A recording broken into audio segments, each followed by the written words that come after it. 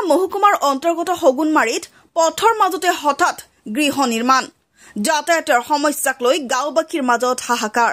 মহকুমাৰ প্ৰশাসনক ব্যৱস্থা গ্ৰহণৰ পৰামৰ্শ বিধায়কৰ হয় আপুনি যি শুনিছেই ঠিকই শুনিছে বিলাসীপাৰা ৰাজচক্ৰৰ অন্তৰ্গত হগুনমাৰী তৃতীয় খণ্ড গাঁৱৰ এটা ৰাজহুৱা পথৰ মাজতে হঠাৎ গৃহ নিৰ্মাণ কৰিছে খাজা বাহাদুৰ নামৰ এগৰাকী ব্যক্তিয়ে যাৰ পৰিপ্ৰেক্ষিতত উক্ত পথেৰে দীৰ্ঘ 25 বছৰ ধৰি যাতায়াত কৰা গাঁওবাসীয়ে এক প্ৰকাৰ পণবন্ধ হৈ পৰিছে উল্লেখযোগ্য যে 2001 চনত তদানীন্তন পঞ্চায়ত সভানেত্ৰী আদম আলীৰ ঘৰৰ পৰা সোণকোষ মৰা নৈ সংযোগী পথটো নিৰ্মাণ কৰা হৈছিল একেদৰে 2017-18 বিত্তীয় বৰ্ষত উক্ত পথটো মেৰামতি কৰাৰ বাবে বিলাসীপাৰা পশ্চিম সমষ্টিৰ বিধায়ক হাফিজ বছিৰ আহমেদ কাছিমিয়ে 2,48,000 টকা অনুমোদন দিয়ে ইফালে উক্ত পথ বন্ধ কৰাৰ পিছতে পণবন্দী হৈ স্থানীয় ৰাইজে বিলাসীপাৰা মহকুমাধিপতিক অভিযোগ দাখিল কৰিছে পিছত ৰাজচক্ৰ বিষয়ৰ কাৰ্যালয়ৰ লাটমণ্ডল হাইদৰ আলীয়ে ঘটনাস্থলীত উপস্থিত হৈ ৰাজ্যৰ বিপৰীতে পথ বন্ধ কৰা ব্যক্তিৰ পক্ষতহে মাত মাতি উভতি আহে সম্প্ৰতি তদন্তকাৰী লাটমণ্ডলৰ এনে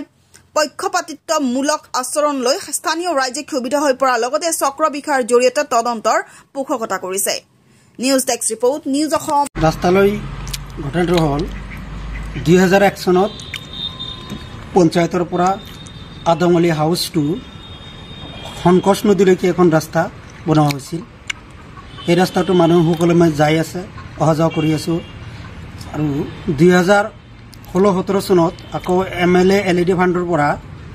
কেৱল টকাৰ কাম ৰিপেয়াৰিং কৰি দিয়া হৈছিল তেতিয়াৰ পৰা ৰাস্তাটো আমি সকলোৱে যাই আছো তাত স্কুল এখন আছে অংগনবাদী চেণ্টাৰো আছে 100 ঘৰ মানুহ আপ ডাউন কৰে এই ৰাস্তাটো দি হঠাৎ ৰাস্তাটো এজন মানুহে ৰাস্তাৰ সমাজতে ঘৰ এটা তুলি ৰাস্তাটো বন্ধ কৰি দিছে এতিয়া এই গাঁৱৰ মানুহবিলাক আৰু স্কুলৰ ছাত্ৰ ছাত্ৰীবিলাক অহা যোৱা কৰাত বিৰাট অসুবিধা হৈছে এই সম্পৰ্কে গাঁও ডিসি মহোদয়ক জনোৱা হৈছে সাৰ্কেল অফিচাৰক জনোৱা হৈছে আৰু SP মহোদয়ক জনোৱা হৈছে মানুহ আহিছিল কিন্তু বিভাগৰ মানুহৰ তদন্ত প্ৰক্ৰিয়া আমাৰ ভাল লগা নাই ইহঁতে সঠিকভাৱে এইবিলাক তদন্ত আজিলৈকে লোৱা নাই গাঁওখনৰ 83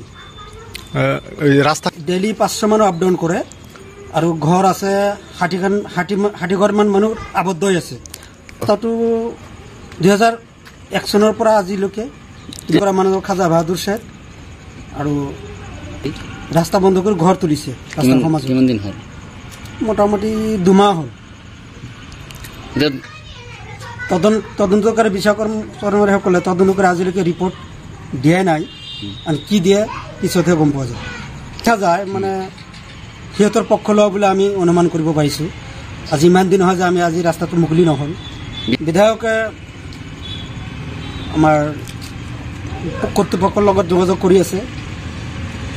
অতি সোনকালে মুকলি হোৱাটো বিচাৰোঁ কিয়নো যিহেতু স্কুল এখন আছিল কণ ল'ৰা ছোৱালীবিলাকে যায় অংগনবাদী চেণ্টাৰ এখন আছে সৰু সৰু বাচ্চাবিলাকে তাৰ সেই ৰাস্তা দি যাই আছে আমি সকলোৱে বিৰাট এটা অসুবিধাত পৰি আছোঁ